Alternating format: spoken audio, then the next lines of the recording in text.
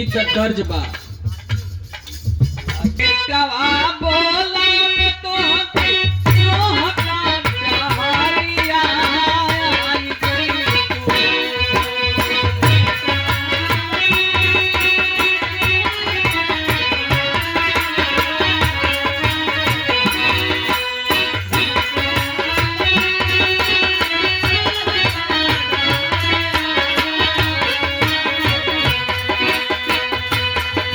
अरे बेटवा बुलावे तोहके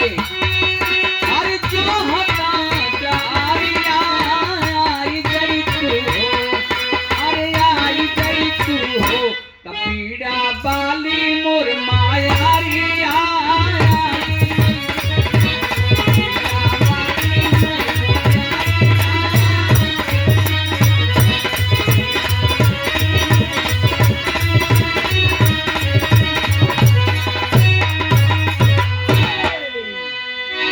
हे माई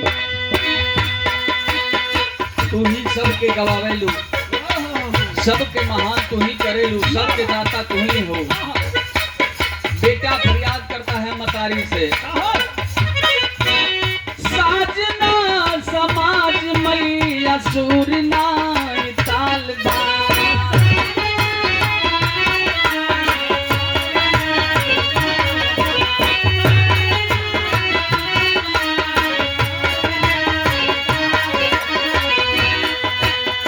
तो अरे सहारे मैया बजटकार तालवा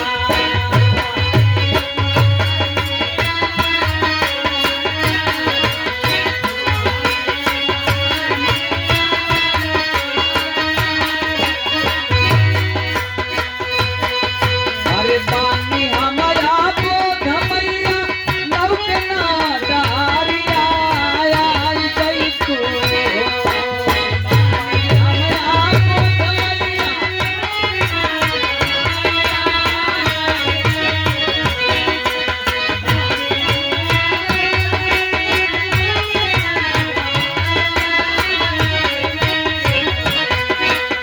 अरे बानी अमया बोध मैया अहे सूझना डारिया आई गई तू हो अरे आई गई तू हो पीड़ा वाली मोर माया